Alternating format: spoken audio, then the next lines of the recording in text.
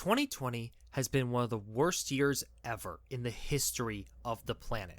A worldwide pandemic, police brutality across the country, horrible people being exposed left and right, and hundreds of thousands of deaths because of it all. It has been a monstrous year that we can hopefully all learn from. At least in terms of real life. When it comes to video games, holy crap!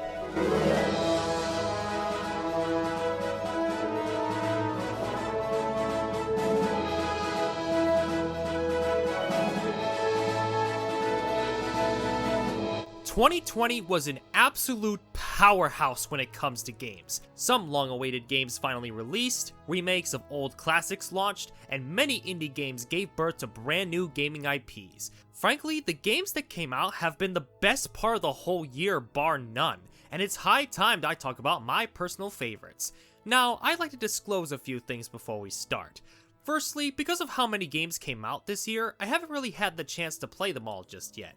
Here is a list of great 2020 games I haven't played yet. Doom Eternal, Final Fantasy VII Remake, Half-Life Alyx, Hades, Ori and the Will of the Wisps, Star Wars Squadrons, Tony Hawk's Pro Skater 1 and 2, and the Demon's Souls remake. There was a lot to play this year, but I could only make time for so many of them. Second, this is a list of my personal favorite games of the year. If you disagree with me, that's great. I just hope that you respect my opinion as well. With all that said, I'm ArinTheWolf, and this is my list of my top 5 games of 2020.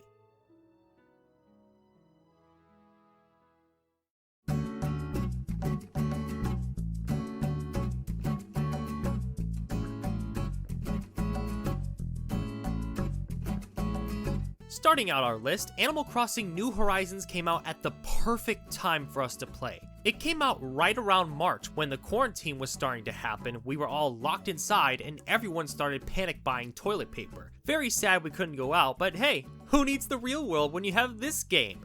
Animal Crossing New Horizons is the game we all needed to play this year to get away from our troubles.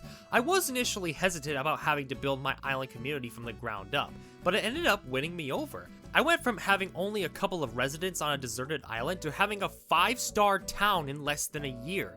With the help of my sister, of course. Graphically, it's the best game in the series, with its bright colors and cutesy design of everything. So many quality of life improvements were introduced here, and it's just a pleasant game to play as a whole. It definitely made this terrible year a little easier to handle. Now, how come it's at the bottom spot? Well, to be honest, I kinda burnt myself out with it. The whole daily routine of doing my tasks and seeing what I could do to improve the island more kind of wore me down after a few months. Not to mention, there are still some things that need to be changed, like item durability, not having a meter for it, having to have crafting items on you to craft anything, and the villagers admittedly not being that interesting to talk to. Sure, they're nice, but there's no real consequence for treating them poorly at all, even if you don't play the game for 6 months. That, and the lack of quality of life updates to the game since its release, just kinda lost me after a while. That being said, it's still a great game that I enjoyed spending my time with. It's just that these next 4 games were much better as games.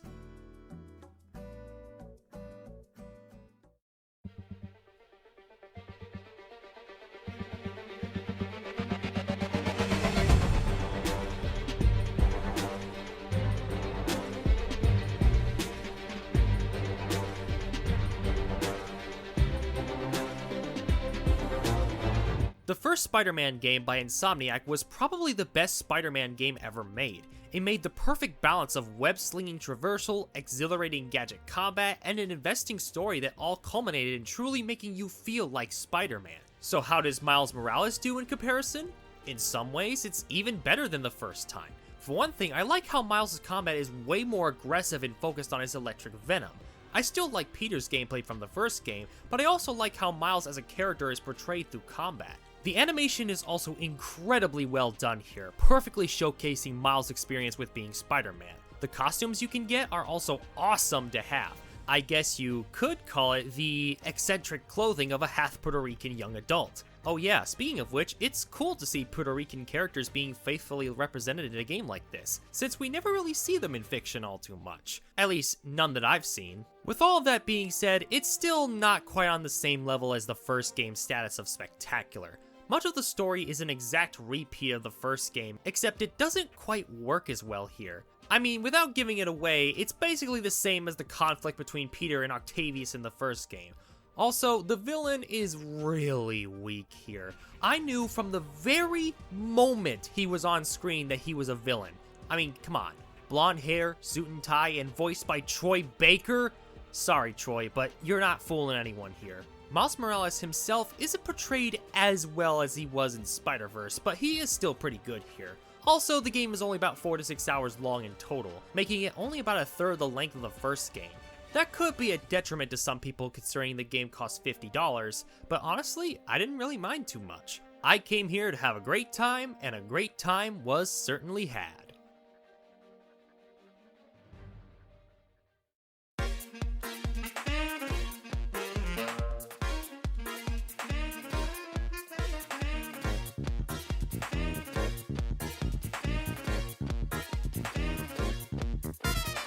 The Streets of Rage series is one that has been dormant for a good 25 years or so. Sure, Final Fight came out first, but I feel like this series was the best beat 'em up in the 90s purely for the game's sense of style. Then, in 2020, Sega decides to let Dotemu, Lizard Cube, and Guard Crush create the absolute best game in the entire series with Streets of Rage 4.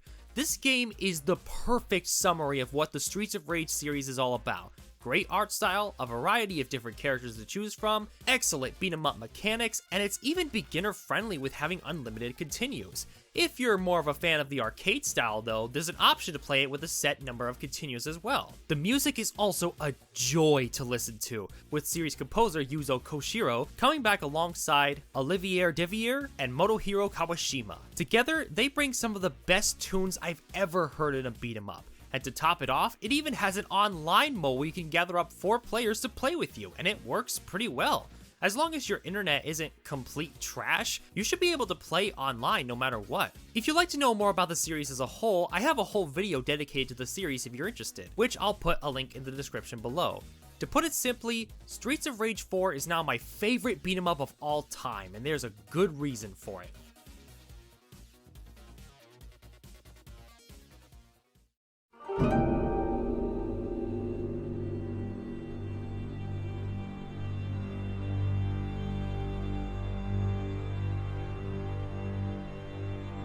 Ghost of Tsushima is my pick for Game of the Year 2020. It's a game that I think works so incredibly well with everything it wants to do. Tsushima was developed by Sucker Punch Productions, and they have not made a single game I haven't liked yet. These guys are the masterminds behind the Sly Cooper series and Infamous series. While I haven't played Infamous just yet, the Sly Cooper trilogy is my favorite trilogy on the PS2. So naturally, I was pretty optimistic for Ghost of Tsushima, and it did not disappoint. Ghost of Tsushima is an action game based on the first Mongol invasion of feudal Japan, where you play as a samurai who has to give up his code of honor to save his home. There's a whole conflict between the samurai code of never killing in the shadows and Jin Sakai's efficiency. Now, if you actually research it, assassination wasn't really considered dishonorable in feudal Japan. Heck, samurai had spies countless times, but for an adaptation, it works really well to keep the story interesting. The real star of the game is the combat. I know most people would like to say it's another Dark Souls clone, but that's really not the case at all. Ghost of Tsushima is more comparable to Zelda Breath of the Wild with its gameplay, mixed in with a little Sekiro Shadows Die Twice. You could switch between different stances for different enemies, try on a multitude of armors, and the parry mechanic might be my favorite aspect of the game. It's just so satisfying to get those perfect parries and slice your enemies to death. Do I even need to mention how gorgeous this game is? For being the last first-party PS4 game, it pulls out all the stops here, making for one breathtaking game to look at. Hell, this game even won a Game Award for Best Art Direction, which says a lot about how much care was put into this game. Sucker Punch, please never stop making games, you're really good at it. All in all, Ghost of Tsushima is my contender for Game of the Year, but not quite my favorite of 2020. That title belongs to...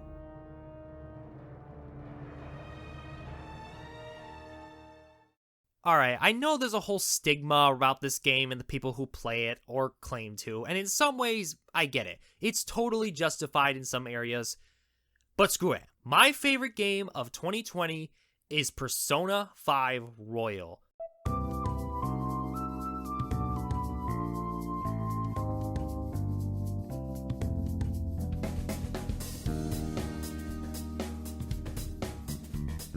Oh boy, here come the Twitter users telling me I haven't played the game, that I'm not a real Shin Megami Tensei fan. Well, first of all, I have played the game. Here is my actual save file on PS4.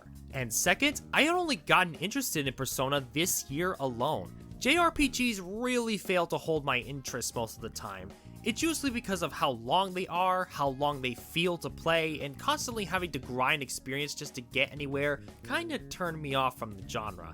So the fact that a JRPG is at the top of this list really tells you how fantastic this game truly is. Granted, it's not perfect by any means, but Persona 5 Royal has been the most fun I've ever had playing a JRPG, and for good reason. The mechanics are both fun to use and beginner friendly to ease you into the game. The characters are some of the most entertaining ones I've seen in a game before, and the soundtrack, the soundtrack is godlike. People have already said over and over how much this game's soundtrack rocks, and I'm right there with them.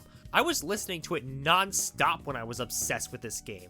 But most importantly, this game was my thing during the bulk of the summer in 2020 as a whole. I would play this game every morning until I had to work 10-hour shifts and 40 to 50-hour weeks, and it made the rest of the day tolerable to sit through. Because of that, this game left such an impact on me that I have a Persona 5 phone case now. That's how much this game means to me. I could go on forever about it, but frankly, we'd be here all day. For now, just know that while I think Ghost of Tsushima is the game of the year, Persona 5 Royal is my favorite game of 2020. Until then, I'm ArinTheWolf, and I hope you all have a good and safe 2021. Stay strong and live life.